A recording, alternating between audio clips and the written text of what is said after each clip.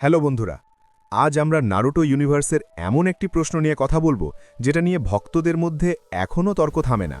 যদি Uchiha Itachi আর legendary Saanen জিরায়ার মধ্যে একটা পূর্ণ শক্তির যুদ্ধ হতো, তাহলে আসলে কে জিতত? এটা কি শুধু পাওয়ারের লড়াই, নাকি এক্সপিরিয়েন্স আর ইন্টেলিজেন্স এখানে বড় ফ্যাক্টর? চলুন ধাপে ধাপে বিশ্লেষণ করি। ইতাচি ছিল এমন একজন নিনজা যার আসল শক্তি শুধু তার শারিঙ্গান না, তার সবচেয়ে বড় অস্ত্র ছিল তার বুদ্ধি। ইতাচির প্রধান শক্তিগুলো Mangekyo Sharingan, Tsukuyomi, instant genjutsu, Amaterasu, Susanoo, absolute defence আর অ্যাট্যাক। সবচেয়ে ভয়ঙ্কর বিষয় হল ইতাচি খুব কম সময়ে যুদ্ধ শেষ করে দিতে পারে। সে কখনোই অযথা শক্তি নষ্ট করে না। কিন্তু একটা বড় দুর্বলতা ছিল তার শরীর। সে ছিল অসুস্থ। দীর্ঘ যুদ্ধ তার জন্য বিপজ্জনক। এখন আসি জিরায়ার কথায়। জিরায়া শুধু একজন সানেন না, সে ছিল যুদ্ধের অভিজ্ঞতায় ভরা, বহু শত্রুর মুখোমুখি হওয়া একজন সার্ভাইভার আর সেজ মোড ব্যবহারকারী। জিরায়ার শক্তি সেজ মোড, অসাধারণ স্পিড আর strength, powerful summoning, Gamabunta, strong sealing jutsu, genjutsu প্রতিরোধ করার ক্ষমতা, ফুকাসাকু আর সীমা। সবচেয়ে বড় কথা, জিরায়া দীর্ঘ যুদ্ধের জন্য তৈরি। সে এনিমি অবজার্ভ করে, প্যাটার্ন বোঝে, তারপর অ্যাটাক করে। হঠাৎ যুদ্ধ শুরু হলে, যদি যুদ্ধটা হঠাৎ শুরু হয় এবং ইতাচি প্রথম সুযোগ পায়, তাহলে ইতাচি অ্যাডভান্টেজে থাকবে।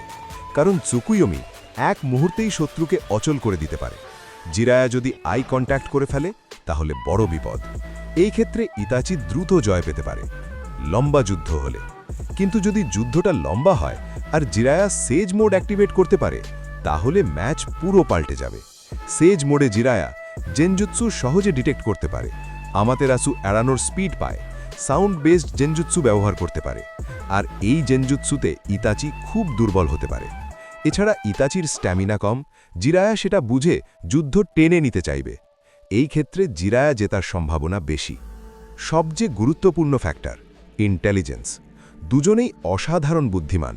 ইতাচি ব্যাটলফিল্ড কন্ট্রোল করে আর জিরায়া এনিমি অ্যানালাইজ করে। এই লড়াইটা হবে power versus experience, speed versus endurance, instant kill versus long strategy. একটা ছোট্ট ভুল পুরো ফলাফল বদলে দিতে পারে। তাহলে আসলে কে জিতবে? সত্যি কথা বলতে, নাম্বার 1, শর্ট ফাইট হলে ইতাচি অ্যাডভান্টেজে থাকবে। নাম্বার 2, লং ফাইট হলে জিরায়া অ্যাডভান্টেজে থাকবে। কিন্তু যদি দুজনেই ফুল স্ট্রেংথ আর নো রেস্ট্রিকশনে লড়ে, অনেক ভক্তের মতে জিরায়া সামান্য এগিয়ে থাকবে, কারণ সে দীর্ঘ যুদ্ধ টিকিয়ে রাখতে পারে। ইতাচি আর জিরায়া দুজনেই ভিলেন না, দুজনেই হিরো। একজন নিজের জীবন উৎসর্গ করেছে গ্রামের জন্য, আরেকজন নিজের জীবন উৎসর্গ করেছে ভবিষ্যৎ প্রজন্মের জন্য। এই লড়াইয়ের আসল বিজয়ী হয়তো কেউ না, বরং নারুটো ইউনিভার্স নিজেই। আশা করি ভিডিওটা আপনাদের ভালো লেগেছে। ভালো লাগলে অবশ্যই লাইক দিন। আর এমন আরও নারুটো অ্যানালিসিস ভিডিও পেতে চ্যানেলটি সাবস্ক্রাইব করুন। কমেন্টে লিখে জানান আপনার মতে কে জিতত, ইতাচি না জিরায়া। দেখা হবে পরের ভিডিওতে। ধন্যবাদ।